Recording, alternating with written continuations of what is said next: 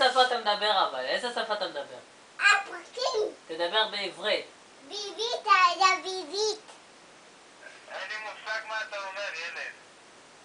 אתה ביבית. שמו כאן שטפי. תתפלא, תגיד אדון, ברוך אתה.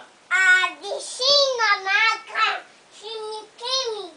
תגיד ברוך אתה. היה ברור לו. ספר לי סיפור. למה שפודה שמו כדור וזהו אופל דובי. זה חמוד.